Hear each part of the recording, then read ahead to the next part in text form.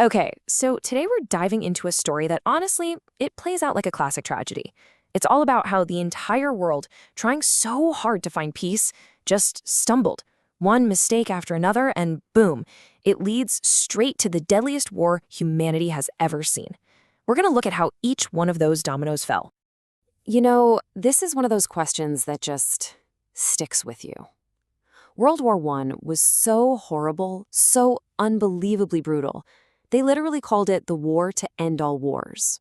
And yet, just 20 years later, the world is right back at it, only this time, it's even bigger. So how on earth did that happen? Well, it turns out the very first domino was set up the second the First War was over. See, the peace that ended World War I, it wasn't really about everyone making up. Not at all. For Germany, it was basically built on a pile of resentment. And that right there, that was the first super shaky domino to be put in place. And this is the piece of paper that started it all, the Treaty of Versailles. Now, on the surface, it officially ended the fighting. But in reality, it slammed Germany with these insane terms.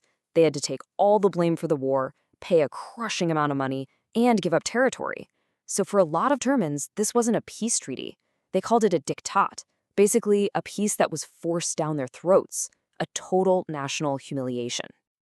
And that feeling, that national anger, it found a perfect mouthpiece in one guy, Adolf Hitler. This quote, it just nails his core motivation. He took all that anger and feeling of injustice and weaponized it. He promised to restore Germany's honor, whatever it took. But, just being angry isn't enough to kick off a world war. Another domino needed to fall. And that next domino? It was money, or the complete lack of it. A global economic collapse that created, well, the perfect storm for some really radical, really dangerous ideas to start growing. So, it all kicked off in the US with the 1929 stock market crash. But the ripple effect was huge. It went global. Banks were failing, unemployment was skyrocketing, people were just desperate. And in that kind of atmosphere, when you're scared and unsure, you start to lose faith in the people in charge. You start looking for anyone who says they have the answer. All right, just look at this number for a second. 200 billion. What in the world could that be? It's not a country's budget. It's not how many people live somewhere. It's the price of one single thing you might buy every day. Yep, a loaf of bread. In Germany, they were going through something called hyperinflation. I mean, imagine your entire life savings just gone, overnight. Money was so worthless, people were literally using it as wallpaper or to start fires. This wasn't just a tough economy, this was society completely falling apart. And that's the key thing to get here. Hyperinflation doesn't just kill your currency, it kills trust. It wipes out the middle class. And it creates a population that is so desperate they'll listen to anyone who promises to fix things. And that huge economic hole, well, it was about to get filled. So, with the regular governments looking totally helpless, you've got this massive power vacuum. And right into that empty space steps a brand new kind of leader. A dangerous kind. The kind that says, I can fix everything. You just have to give me total control. And here's the lineup. In Germany, you've got Adolf Hitler and the Nazis. Over in Italy, Benito Mussolini and his fascists. In Japan, it's a powerful group of military leaders. And of course, in the Soviet Union, the communist dictator Joseph Stalin. Now, their specific beliefs were all a little different, but they all agreed on one thing. The state is everything. The individual, not so much. And their playbook was pretty simple and totally brutal. Step 1. Stir up this intense nationalism, create a real us versus them vibe. Step 2, build up these huge armies, make military power seem like the coolest thing ever. And step 3, crush anyone who gets in your way. Control the news, silence your critics. Yeah, these guys weren't just politicians, they were dictators, plain and simple. And they didn't waste any time putting those armies to use. Italy and Japan started invading their neighbors, grabbing land and resources. And then came the really scary part. Germany, Italy, and Japan made it official. They formed an alliance, the Axis powers. Suddenly, the world wasn't just dealing with a few rogue nations. It was a coordinated threat. Okay, so the dominoes of aggression are starting to topple one by one. So what did the big democracies like Britain and France do about it? Well, They made a bet. A huge gamble, really. They decided to try and buy peace for what they hoped was a pretty reasonable price.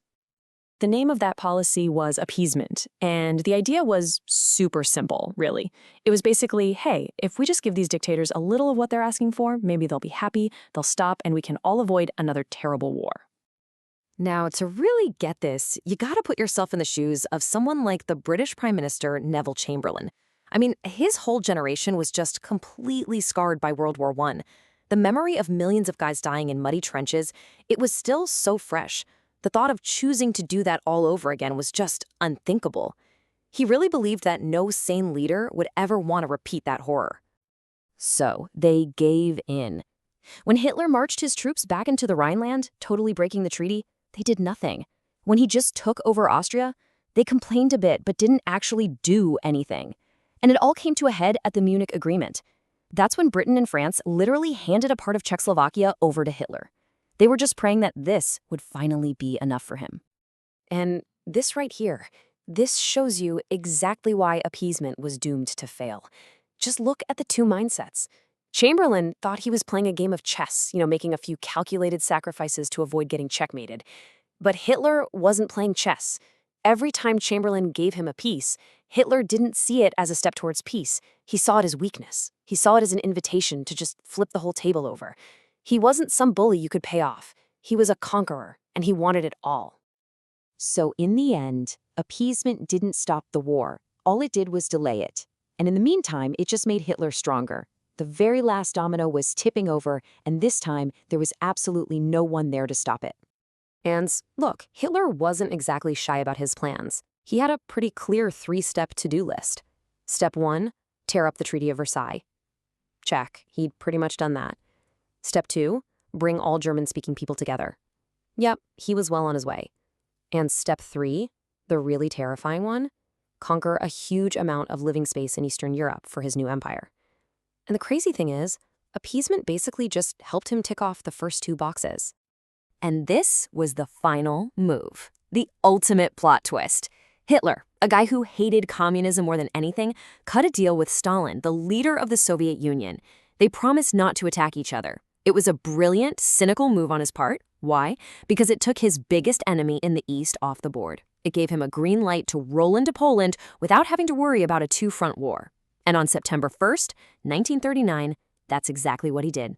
And just like that, World War II had begun. So all of this leaves us with a really tough question, one that's just as relevant today as it was then. When you're faced with an aggressor, someone who only sees compromise as a weakness to exploit, well, at what point does trying to find a peaceful solution stop being noble and start being just dangerous?